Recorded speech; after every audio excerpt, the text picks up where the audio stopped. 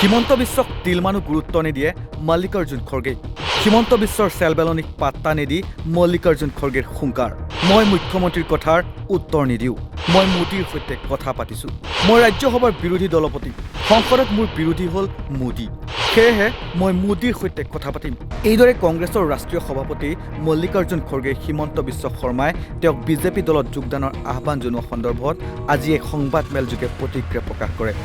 তেওঁ কয় যে প্ৰধানমন্ত্ৰী মোদীয়ে প্ৰথমে আমাৰ ইস্তাহাৰ পঢ়িব লাগে আৰু তাৰ পিছত আমি ইয়াৰ ওপৰত আলোচনা কৰিব পাৰোঁ। মই মুখ্যমন্ত্ৰীৰ সৈতে নহয়, মোদীৰ সৈতে কথা পাতিছোঁ। মই ৰাজ্যসভাৰ বিৰোধী দলপতি। ময়ো লোকসভাত আছিলোঁ। সেয়েহে সংসদীয় বিষয়ত মোৰ সামান্য দক্ষতা আছে। গতিকে সংসদত মোৰ বিৰোধী হ'ল মোদী। সেয়েহে মই মোদীৰ সৈতে কথা পাতিম। অসমৰ মুখ্যমন্ত্ৰী হিমন্ত বিশ্ব শৰ্মা কিয় চিন্তিত? তেওঁ ইয়াত আমাৰ লোকসকলৰ সৈতে মুখামুখি হওক আৰু তাৰ পিছত মোৰ বিষয়ে কওক। I have spoken to Modi, not your CM, because I am a leader of opposition in Rajya Sabha. I was also in Lok Sabha. So I have little bit competency in parliamentary affairs.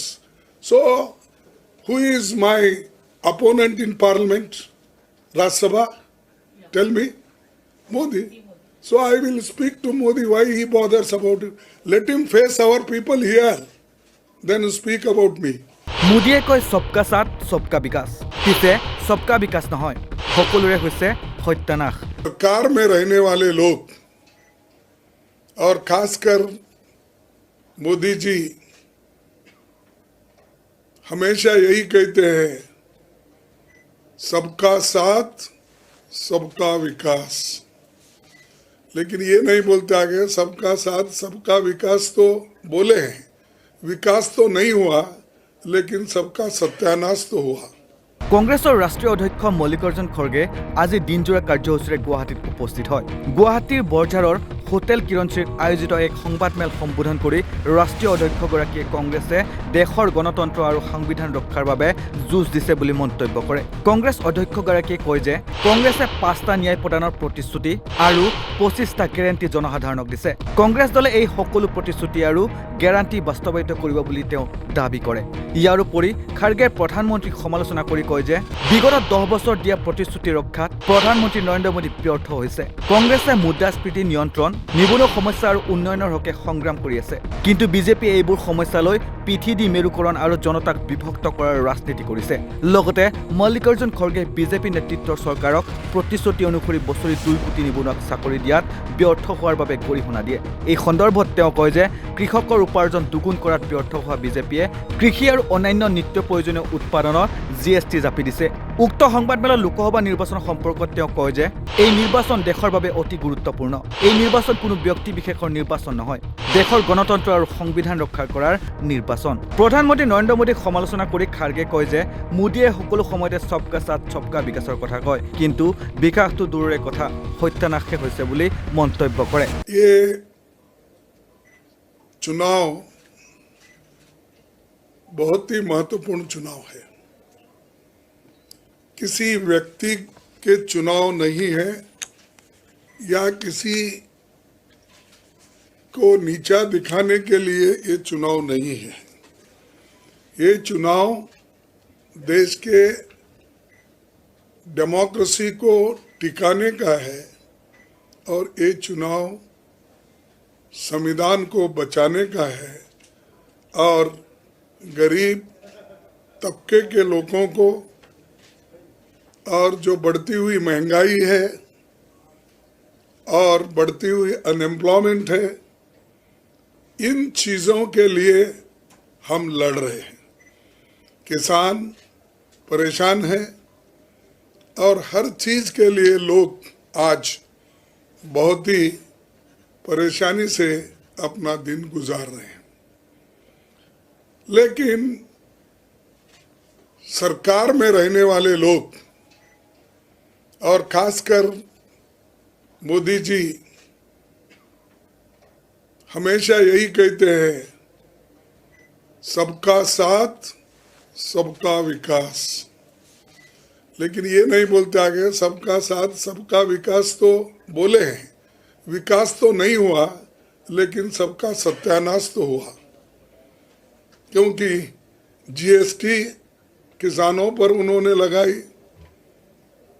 Agriculture equipment पे लगाई, हर गरीबों के खाने पीने के चीजों पे उन्होंने टैक्स जीएसटी लगाया। एसेंशियल कमोडिटी जो लोग रोजमर्रा इस्तेमाल करते हैं उन पर भी जीएसटी लगा के बर्बाद किया, नोटबंदी करके बर्बाद किया, और लोगों को ये भी कहा कि नौजवानों को दिशाभूल करने के लिए उन्होंने ये कहा कि हर साल मैं आपको 2 करोड़ नौकरियां दूंगा। एक प्राइम मिनिस्टर ने कहा, ये इसका उनकी गारंटी है, और उन्होंने ये कहा कि अब 10 साल में तो 20 करोड़ नौकरियां देना चाहिए था। हम नहीं बोले, ये तो वायदा उन्होंने किया था लोगों के साथ। दूसरी बात उन्होंने बोले कि ये लोग कांग्रेस के जमाने में बहुत काला धन बाहर गया, बहुत से इंडस्ट्रियलिस्ट बाहर पैसे रखे, वो सब लाकर मैं हर एक के जेब में 15-15 लाख रुपए डालूंगा। ये कहा, ये सत्य है? अगर सत्य है तो आप मानिए, अगर नहीं है तो आप छोड़ दीजिए। लेकिन ये बात तो हुई ना, उन्होंने ही कहा। तीसरा उन्होंने कहा, भाई मैं किसानों की आमदनी इतना बढ़ाऊंगा वो दुप्पट हो जाए, 2 पट हो जाएगा। लेकिन किसानों की आमदनी भी नहीं बढ़ी। चौथा उन्होंने ये भी बोला 2022 तक मैं हर एक आदमी के उनके सर पे छत यानी मकान बना के दूंगा। वो भी पूरा नहीं हुआ। तो जो चीज उन्होंने कहा एक भी उसमें अनुष्ठान में नहीं लाया, इम्प्लीमेंट नहीं हुआ। फिर भी बोलते हैं मोदी जी बहुत कुछ काम किए, देश के लिए बहुत कुछ बढ़ाए, ये वो बातें बोलते हैं। मैं ज्यादा बोलने नहीं जाता क्योंकि ये देश को आजाद कराने वाले लोग कांग्रेस के हैं, और कभी बीजेपी इस देश के आजादी के लिए लड़ी नहीं, और इस देश के डेवलपमेंट के लिए कभी नहीं लड़ी। लेकिन फिर भी इस देश को बनाने में हम लोग हैं तो पैट्रियोटिज्म की बात बहुत करते हैं। पैट्रियोटिज्म की बात इतनी करती है कि नेहरू भी उनके सामने कुछ नहीं है, इंदिरा गांधी जी भी कुछ नहीं है, और लाल बहादुर शास्त्री जी भी उनके सामने कुछ नहीं है। सब कुछ है मोदी। उन्होंने ये भी सोचा कि 2014 के बाद ही इस देश को आजादी मिली, इससे पहले देश आजाद नहीं था। ये क्योंकि उनके बातों से ऐसा लगता है। और मुझे दुख इस बात का होता है कि जो लोग कांग्रेस में फले फूले लीडरशिप बना लिए, वो लोग भी वही कहते हैं, अरे भाई इतना बुरा कांग्रेस था तो अपनी जिंदगी के 30 साल 20 साल 25 साल 40 साल क्यों घुमाया अननेसेसरली। उसी वक्त अगर जाते आप तो बहुत अच्छा था। लेकिन वो लोग भी, उनको भी क्या हो गया मुझे मालूम नहीं, लेकिन वो लोग भी आज इंदिरा गांधी जी को, सोनिया गांधी जी को, राहुल गांधी जी को क्रिटिसाइज करते फिरते हैं। ठीक है, मैं उसमें जाना नहीं चाहता। मैं सिर्फ हमारी जो लड़ाई है वो देश को संविधान बचाने का, देश के जमहूरियत को, लोकतंत्र को बचाने का, एम्प्लॉयमेंट दिलाने का, महंगाई को कम करने का, इसके लिए हम लड़ रहे हैं। और हमने जो 5 न्याय देने का वायदा इस मैनिफेस्टो से हमने किया है, इसमें 5 न्याय और 25 गारंटी हमने वायदा किया है, ये जरूर निभाएंगे।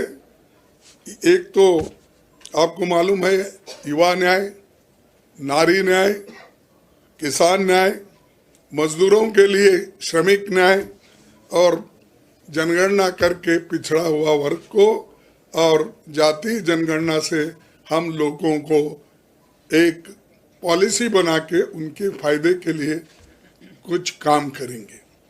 तो ये हमारे बहुत से चीज़ें हैं और इसलिए हम एक तरफ तो न्याय की बात कर रहे हैं, एक तरफ न्याय के साथ गारंटी की बात कर रहे हैं और दूसरे तरफ जो लोग इनको गरीबों को न्याय नहीं मिलना इसके लिए जो हमारा विरोध कर रहे हैं उनको हम जो आने वाले चुनाव में बताएंगे और ज़रूर बीजेपी को और बीजेपी सरकार को हम सत्ता से आने में रोकेंगे। ये हमारा मकसद है। इलेक्टोरल बॉन्ड्स का हमने तो ये मुद्दा भी बनाया और हमने इसके बारे में अब बोल रहे हैं इलेक्शन में, राहुल जी बोल रहे हैं और सभी जितने भी हमारे पार्टी के नेता है वो तो बोल रहे हैं। हम तो ये बात रख रहे हैं ना, आप लेवल प्लेइंग ग्राउंड नहीं दे रहे, अपने को जो चंदा देता है उसको धंधा भी दे रहे हैं, आप कॉन्ट्रैक्ट दे रहे हैं, उनको बुला के डरा रहे हो उनको और उनसे चंदा मांग रहे। और जो कंपनियां लॉस में है, जो कंपनियां अगर 2,000 रुपये प्रॉफिट करती है तो वो 500 रुपये चंदा देती है। दो कंपनी कुछ भी उसका 0 प्रॉफिट है वो भी उनको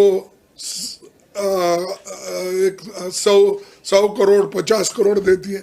ये मुद्दा हम उठाए इसीलिए हम कह रहे हैं कि ये लूट है।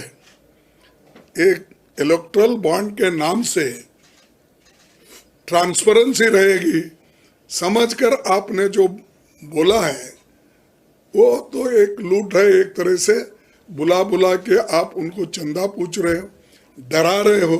अगर कोई चंदा नहीं देता उसको पिछले के आंकड़े दिखाकर ये देखो आपने ऐसा किया वैसा किया, अगर नहीं देंगे आप अंदर डालेंगे। ऐसा ही करके उन्होंने एमएलएस को किया। 444 एमएलएस बीजेपी में गए, वो तृणमूल के हो सकते हैं, कांग्रेस के हो सकते हैं, बीआरएस के हो सकते हैं, अलग अलग पार्टियों के लोगों को अब तक उन्होंने 444 लोगों को लिया है। क्या वो सब पवित्र है, सब हरिश्चंद्र है? लोगों को बोलते हैं आप भ्रष्ट, लोगों को मैं जेल में डालूंगा। अरे उनको तो भ्रष्ट लोगों को तो आप अपने गोद में बिठा रहे और हमारे पास जिसको भ्रष्ट बोल रहे हैं आप उनको लेकर आप राज्यसभा मेंबर बना रहे। हमारे चीफ मिनिस्टर को लेकर अपने राज्यसभा मेंबर बना के भेज रहे, कोई एमएलए को लेके मिनिस्टर बना रहे और तोड़ फोड़ करके अब जो महाराष्ट्र में बना चीफ मिनिस्टर वो क्या इनके पार्टी का था, बीजेपी का, उसको चीफ मिनिस्टर बनाया आप। तो ऐसे बहुत है और वो लोग बहुत बड़े इससे बात करते हैं कि हमने ट्रांसपेरेंसी के लिए ये इलेक्शन बॉन्ड निकाला और ये भी वो बोल रहे हैं कि देखिए ये जो इलेक्टोरल बॉन्ड चले जाएगा तो पछताएंगे आप, दूसरों को भी वार्निंग कर रहे हैं। तो हम क्या बोलते हैं भाई, इलेक्शन में लेवल प्लेइंग ग्राउंड दो, आप भी खेलो हम भी खेलेंगे इलेक्शन। लेकिन हमको क्रिकेट खेलने के लिए आप कहते हो या हॉकी खेलने के लिए कहते हो, फुटबॉल खेलने के लिए कहते हो, लेकिन हर जगह गड्ढे मार के हमको खिलाते हो। तुम्हारे वक्त पूरा वो भर्ती करके लेवलिंग करके साफ करके तुम खेलते हो। तो इसलिए हम उस मुद्दे को उठाए हैं और ज़रूर इस पे हम लड़ेंगे, क्योंकि ये अपने चॉइस के अनुसार डरा डरा के चंदा उठा रहे हैं, धंधा भी दे रहे हैं उनको। जो ज़्यादा से चंदा दिया उनको ज़्यादा कॉन्ट्रैक्ट। तो ये हम तो लड़ रहे हैं। ठीक है, थैंक यू। हेलो सर, मैं जतिन हूँ ANI से, दिल्ली से। सर, पीएम ने कहा है कि मुझे डराने की कोशिश बंद करें। जैसा कि आप लगातार देख रहे हैं कि एक मामला जो है बीजेपी लगातार उठा रही है मुस्लिमों को संसाधन देने वाला। उन्होंने ये भी एक क्लिप भी जारी की है मनमोहन सिंह जी की। उसके बाद इस पूरे संदर्भ को जोड़ते हुए कहा है कि मुझे डराने की कोशिश बंद करें, कांग्रेस को चुनौती दी है। क्या आपकी प्रतिक्रिया है? ये देखो, मोदी जी को डराने की कोशिश हम नहीं कर रहे। मोदी जी सबको डरा रहे, किसी को CBI, किसी को CVC, किसी को ED। अरे डरा डरा के तो उन्होंने ले रहे हैं, हम कहाँ डर रहे हैं? हम उनको नहीं डराए। हम तो ये चाहते हैं भाई डेमोक्रेसी के कोई भी डेमोक्रेटिकली इलेक्टेड कोई भी नेता अच्छी हुकूमत कर सकता है। आप 10 साल में कहीं सुना है कि मनमोहन सिंह जी ने कभी कहा किसी की मंगलसूत्र छीनने की? कभी उन्होंने किसी के बारे में बुरा लफ्ज कहा? एक स्टेटमेंट अगर वो देते तो सारी दुनिया उनकी स्टेटमेंट छपती है। इन्हों अगर बात करते हैं गली से लेकर दिल्ली तक, तो इनके बातों में कोई दम नहीं रहता, कोई मानता नहीं। That is his credibility. हम क्या करें उसको? और डराने की कोशिश हम करने का कहा। ठीक है, मुसलमानों को कोई सेपरेट हमारे मैनिफेस्टो में बनाया है, देखिए आप, हमने सबके लिए बनाया। युवाओं को मदद करना है, मुसलमानों को दिए जैसा है क्या? नारी शक्ति को प्रोत्साहन देना, 1-1 लाख रुपए देना सालाना और महीना 8,600 रुपए देना, ये क्या मुसलमानों के लिए ही है? गरीबों के लिए जो हमने अपना पिछड़े और गरीब मजदूर, इनके लिए जो ये लेबर लॉज है उसको हम ठीक ढंग से लाएंगे और उसमें संशोधन करके उनको दिलाएंगे। ये क्या मुसलमानों के लिए है? अरे थोड़ा सोच के बोलो ना। जो कुछ हमारे न्याय है, 5 न्याय 25 गारंटी, ये सब के लिए है, सब समान है हमारे दृष्टि में। और उसी लिए हम बोलते, तुम बार बार क्यों कहते हैं मुसलमान? तो आप पोलराइज करना चाहते हैं, डिवाइड करना चाहते हो, और डिवाइड करने वाले लोग एक दिन पछताएंगे कि हमने ये पाप किया और इसका असर देश में गिर रहा है, ये अच्छा नहीं, वो बाद में रियलाइज करेंगे। উক্ত সংবাদমেলত অসম প্ৰদেশ কংগ্ৰেছৰ তত্ত্বাৱধায়ক জিতেন্দ্ৰ সিং, ৰাজ্যসভাৰ সাংসদ ডক্টৰ নাছিৰ হুছেইন, কংগ্ৰেছৰ সভাপতি ভূপেন বৰা, দেৱব্ৰত শইকীয়া, গুৱাহাটীৰ প্ৰাৰ্থী মীৰা বৰঠাকুৰ উপস্থিত থাকে। নিউজ ডেস্ক ৰিপৰ্ট, নৰ্থ ইষ্ট নাও।